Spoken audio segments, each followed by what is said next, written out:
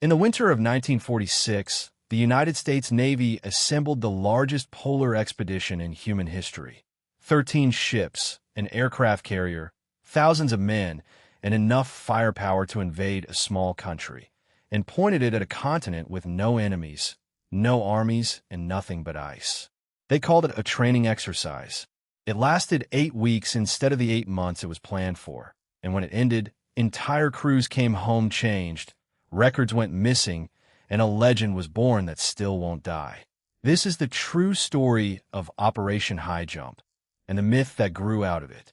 To understand why this operation still fascinates people almost 80 years later, you have to start with the man most associated with it, Richard Evelyn Byrd. Byrd was already a household name by the mid-1940s. Born into a prominent Virginia family in 1888, he built a career on being first to fly over the North Pole in 1926, first to fly across the South Pole in 1929. His polar flights made him a national hero, complete with ticker-tape parades down the streets of New York. He founded a base on the Ross Ice Shelf called Little America, and through the 1930s he led expeditions that mapped huge stretches of a continent almost no one had properly surveyed. Whatever else you think of him, Byrd was one of the most accomplished polar explorers of the 20th century, and by the time World War II ended, he was the natural choice to lead America's next major push south. That next push was Operation High Jump, officially the United States Navy Antarctic Developments Program, 1946 to 47. On paper, the goals were straightforward and, honestly, well documented. Train personnel and test equipment in extreme cold weather conditions, extend American sovereignty claims over as much of Antarctica as possible, determine the feasibility of establishing and maintaining bases there, and gather data on the continent's geography, weather, and geology. The Navy also wanted to test how well its ships, aircraft, and men would hold up in a genuinely hostile environment. Useful knowledge in the early Cold War, when nobody knew where the next conflict might be fought. The scale, though, is what makes people pause. 13 ships, a submarine, the USS Senate, an aircraft carrier, the USS Philippine Sea, carrying 6 R-4D transport planes fitted with skis. Over 4,000 men. Helicopters, still a novelty at the time. All of it organized into 3 task groups approaching Antarctica from different directions. One from the west, one from the east, and a central group supporting Byrd's aerial mapping operation from a base built once again at Little America. For comparison, that's a larger force than most nations have ever sent to the region, before or since. Why send that much muscle to map ice? A few real, documented reasons explain most of it. First, the immediate post-war United States was worried about the Soviet Union's future interest in Antarctica and wanted to stake a strong American claim before anyone else could. Second, the Navy had a huge surplus of ships, aircraft, and trained men left over from the war, and Antarctica was, in a very literal sense, a place to keep that machine running and to figure out what a modern Navy could do in polar conditions. Information that mattered if a future war ever had to be fought in the Arctic against the Soviets. Third, cold weather operations were a genuine unknown. Radios, engines, hydraulics, and human bodies all behave differently at negative 40 degrees, and the only way to learn was to go and find out. None of this requires buried cities or secret enemies. It's a plausible, well-motivated military and political operation, and that's exactly what the declassified planning documents describe. But the expedition did run into real trouble, and this is where the story starts to get its teeth. The weather in the areas they surveyed was brutal even by Antarctic standards. Aircraft were damaged or lost. On December 30th, 1946, a PBM Mariner flying boat called George I crashed into the ice near Thurston Island during a whiteout, killing 3 crew members and stranding the survivors for days before rescue reached them. That crash alone is a matter of public record, with names, a location, and a cause. Bad visibility, not hostile contact. Pack ice conditions were worse than expected in several areas, damaging ship hulls and slowing task groups. Byrd himself later gave interviews describing the mission as far more dangerous than press releases at the time let on, largely because the conditions were harsher and less predictable than anyone had planned for. Put together, genuine casualties, damaged equipment, brutal unplanned weather, and a military bureaucracy that, then as now, preferred not to broadcast its failures. You get an operation that wrapped up early, in about 8 weeks instead of the intended 6 to 8 months, with press coverage that was notably thin on detail. That combination, real secrecy about real problems, is very often enough on its own to grow a legend. People notice when an official story doesn't add up, and when the government doesn't fill in the gaps, other people happily do it for them. That's where the more dramatic version of this story comes from. The one that circulates constantly online, the one your reference script draws from. In that version, Operation High Jump wasn't really about mapping or Cold War posturing at all. It was a military campaign against a secret Nazi base hidden in Antarctica, sometimes called Base 211, supposedly established using U-boats that slipped south in the final months of World War II. In the most elaborate tellings, this base wasn't just a military outpost. It was built near or inside a hidden underground civilization, sometimes tied to Byrd's own alleged diary, describing a lush inner world, ancient forests, strange craft, and tall beings who warn humanity about the dangers of nuclear weapons. In this version, High Jump's early end wasn't due to weather. It was because American forces made contact with something they couldn't defeat and had to retreat. It's a genuinely great story. It's also entirely unsupported by any verifiable evidence, and it's worth walking through exactly where it came from, because the origin is almost as interesting as the myth itself. The secret diary is the central pillar of the whole legend, and it deserves specific attention because it's the piece most often presented as a real historical document. The diary first appeared in the 1960s, attributed to a Dr. Raymond W. Bernard, in a self-published book with a wildly different premise. Not Nazis, but a hollow Earth theory, claiming that Antarctica and the Arctic both contain massive openings leading to an inner world, and that this is the true origin of UFO sightings. Bernard's real name was Walter Siegmeister, and he had a long history of promoting Hollow Earth and utopian society ideas well before he ever wrote about Byrd. There is no verified original manuscript of this Byrd diary in any archive.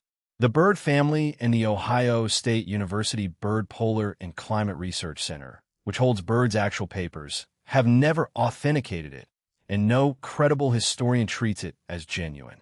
It reads, both in style and content, like the pulp adventure fiction popular in mid-century paperbacks, not like the terse, technical language of Byrd's real expedition logs, which still exist and are available to researchers. The Nazi base theory has a slightly different, but equally traceable, lineage. It's true that a single German ship, the Schwabenland, conducted an Antarctic expedition in 1938-39, mapping and claiming a region they named New Swabia, largely to scout whaling and resource interests. That's documented. It's also true that at the very end of World War II, 2 German U-boats, U-530 and U-977, did surrender to Argentina months after Germany's surrender rather than returning to Europe. A real, if relatively mundane, historical footnote, since their crews were interrogated at length and gave consistent, boring accounts of simply avoiding capture in Europe. From those 2 true facts, one 1930s scouting mission and 2 late surrendering submarines, an entire mythology of a hidden, fortified Nazi Antarctic base grew over decades, amplified through pulp magazines in the 1950s, conspiracy paperbacks in 1970s and 80s, and now an endless churn of internet videos that treat each retelling as if it adds a new layer of confirmed fact, when in reality, every version just borrows from the one before it. This matters because it's also exactly how a story like Robert Johnson's confession would function if it existed. Notice the shape of it. A nameless or barely named witness.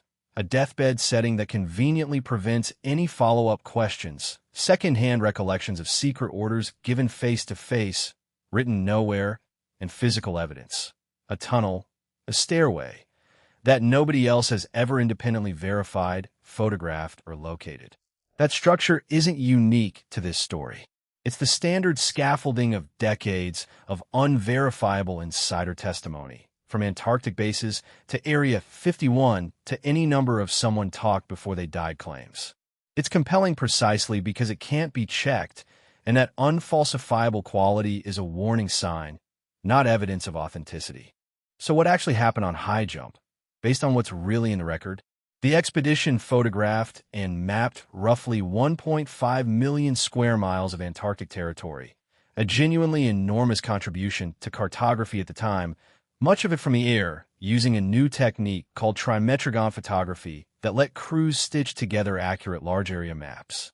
It tested cold weather gear, vehicles, and aircraft under real Antarctic conditions, producing data that shaped later U.S. polar operations, including the scientific bases built during the International Geophysical Year in 1957 to 58.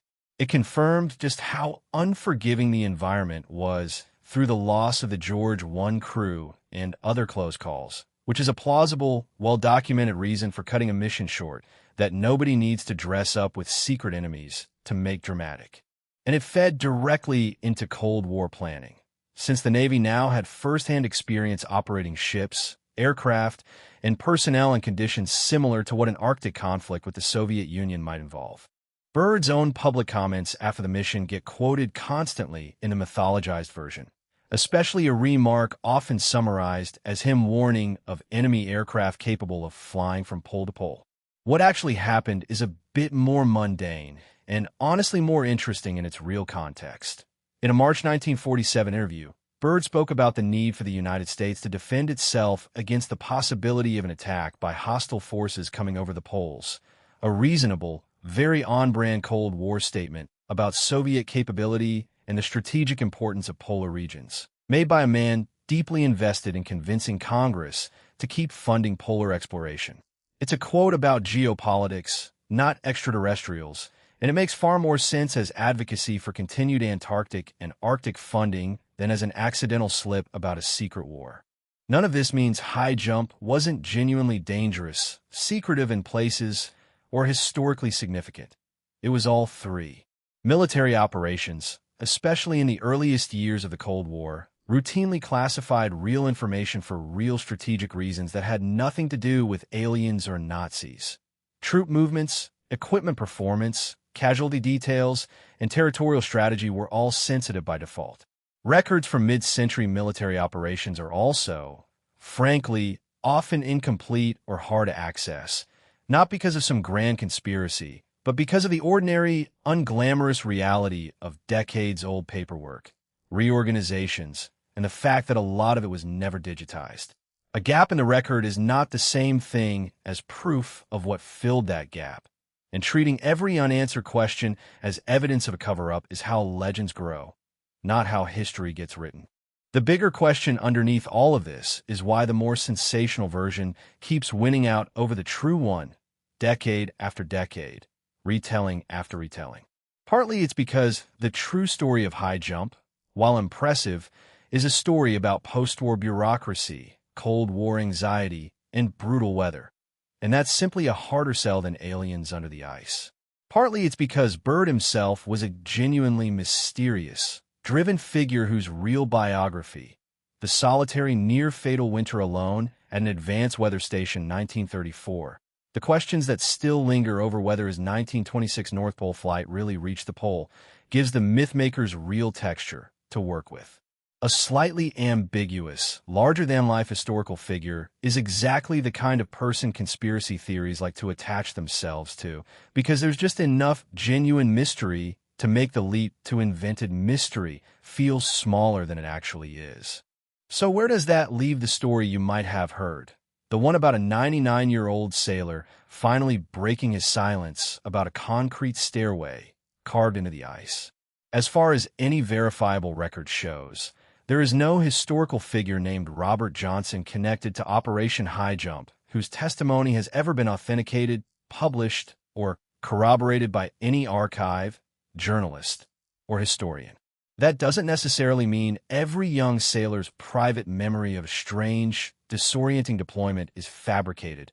Extreme environments do strange things to memory, and genuine veterans of real Antarctic missions have described real disorientation, real fear, and real classified taskings they were never allowed to discuss.